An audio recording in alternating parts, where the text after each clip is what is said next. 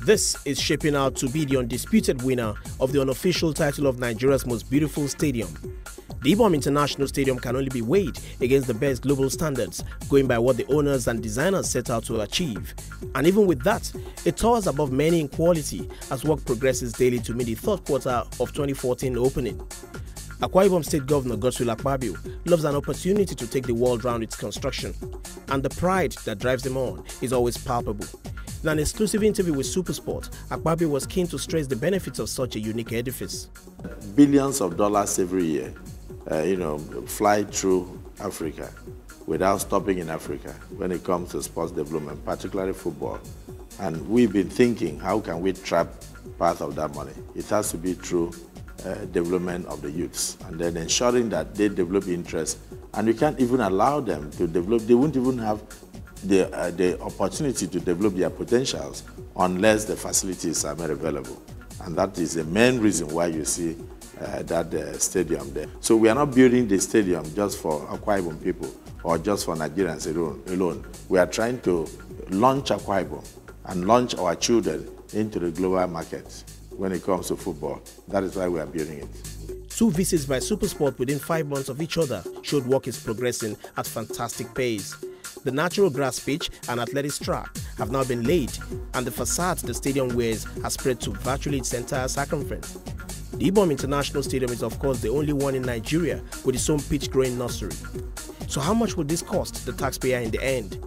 In terms of costs, I don't know how you'll be able to put it in dollars, but there's no way it will cost us less than 65 billion at the end of the day in terms of naira.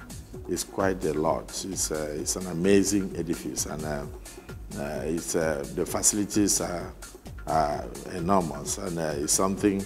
It's a tourist site. You are not just having a stadium where people come in to play football and walk away. You are having also an entertainment and relaxation spot.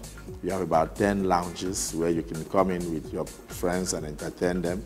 You have a banquet hall where you can hold events and also pay a token of fee to the stadium management. You have VVIP stands with lounges. You have lifts to take you there. You have bulletproof. It has answered all questions. So after all the hypes before and during its opening, what becomes of this masterpiece, especially beyond Governor Akwa Ibom's government? That it could go the way of many around the country begging for maintenance or repair is a fear that screams. Yes, I've seen a lot of infrastructure come and go as a result of lack of maintenance. It's a problem in Africa, the maintenance culture. So what we've done is that the construction giant that is handling the stadium now, we are signing a contract with them in the first phase to maintain the stadium for 10 years. That contract is already in place. And then secondly, we sent a bill to the House of Assembly in Akwa Ibom, said and passed a law on infrastructure and maintenance agency. So they will maintain the roads and infrastructure in the state, and the stadium is one of them.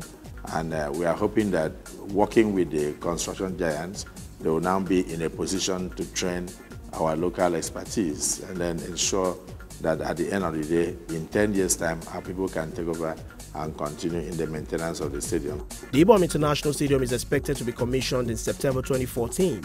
A grade A friendly featuring the Super Eagles of some of the most famous football clubs in the world is being planned to celebrate its opening.